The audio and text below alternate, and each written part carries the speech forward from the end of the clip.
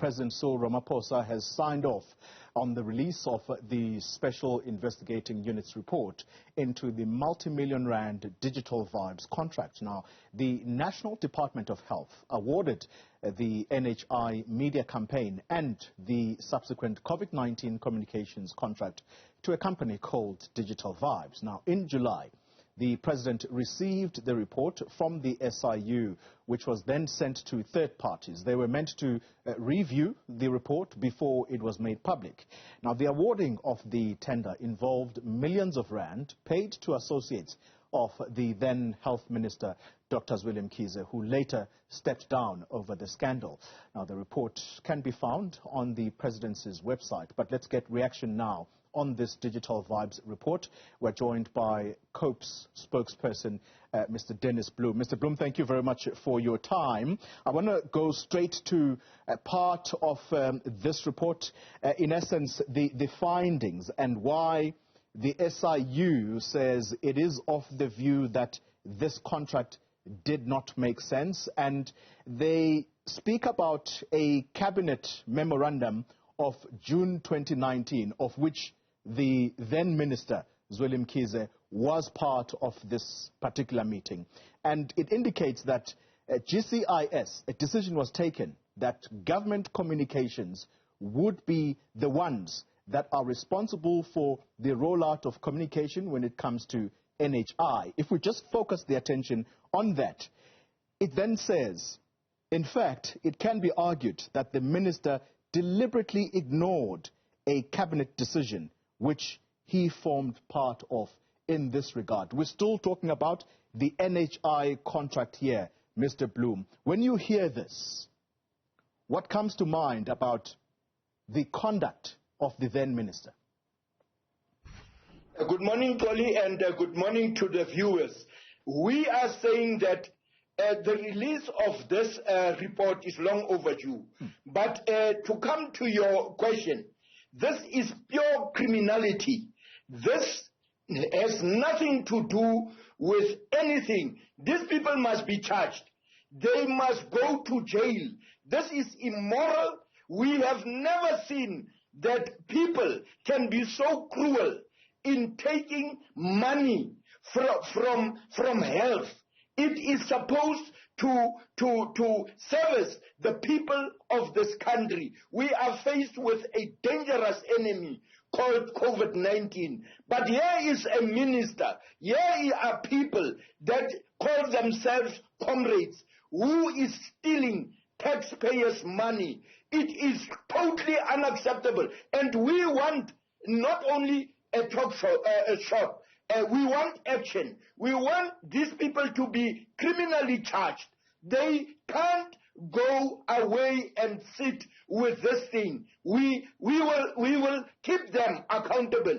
The president of this country was sitting with this report for more than 2 months. We are asking ourselves, why? Did he want to protect and defend his comrades? It is totally wrong. The president must start getting a spinal cord.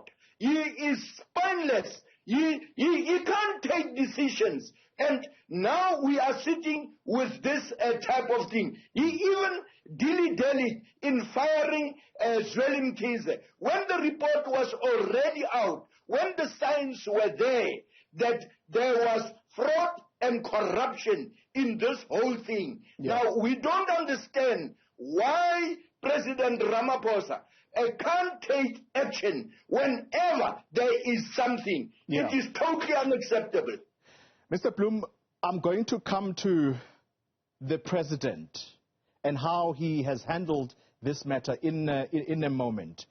I now want to move from the NHI contract to the COVID-19 communications contract, which, again, is channeled to Digital Vibes. Here's what the SIU is saying, and it says, once again, it is inexplicable as to why the minister would have allowed the extension of the Digital Vibes contract with the National Department of Health in respect of NHI media campaign, including the COVID-19 media campaign. It would have been far more cost-effective if the GCIS had rendered the required services. The sum total of these two contracts, Mr. Bloem, and for the viewers, if you don't know yet, the two contracts amounted to an amount of 176 million rand.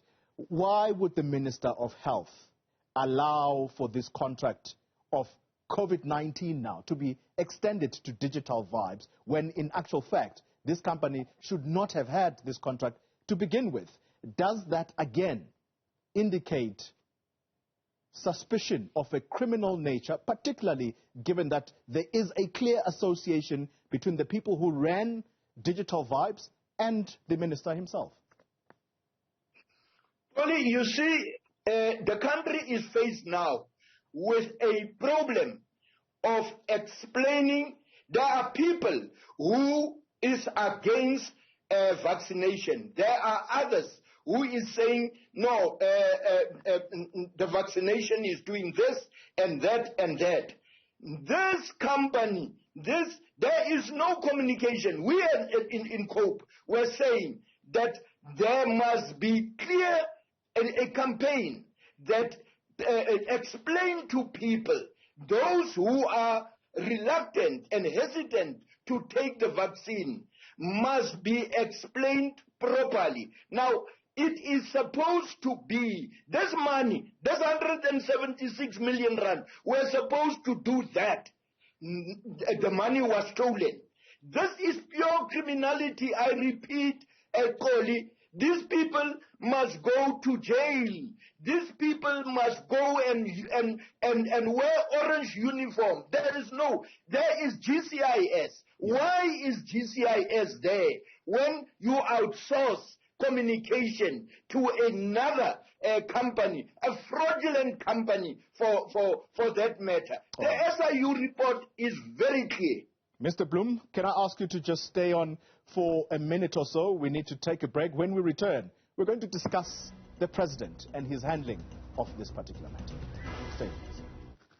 You watching Newsfeed AM. We are in conversation with COPE spokesperson Dennis Bloem, and we're discussing the news coming in the last 2 hours or so, and that's the release of the SIU report by the President, Cyril Ramaphosa. And Mr. Bloem, the President had time to sit with this this report, go through its contents. And part of what they say, I just want to extrapolate what the SIU said here.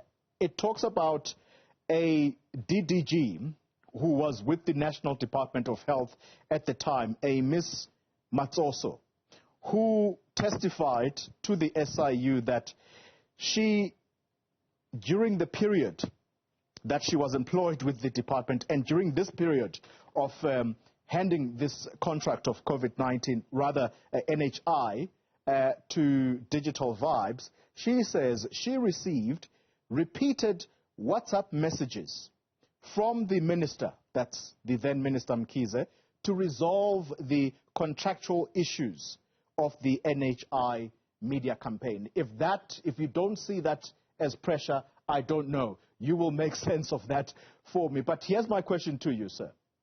The President could tell from the contents of this report that his minister was out of line. His minister had overruled a cabinet decision that GCIS should handle communications, whether it's NHI or COVID-19. How in the world, then, do South Africans gain confidence in someone who, when he mounts a cabinet reshuffle, speaks of Misuse as if he had done something so fantastic, when in actual fact, he was releasing him from his cabinet because of this scandalous report?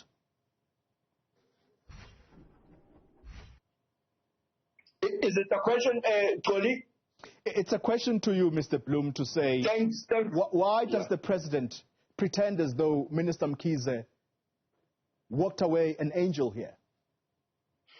Tony, that is exactly the type of president that we are having in Cyril Ramaphosa. You remember what happened at the Zondo Commission when he was saying that Popo Molefe, a very respectable person in the struggle for freedom, he threw Popo under the bus in front of the Zondo Commission. Yeah, he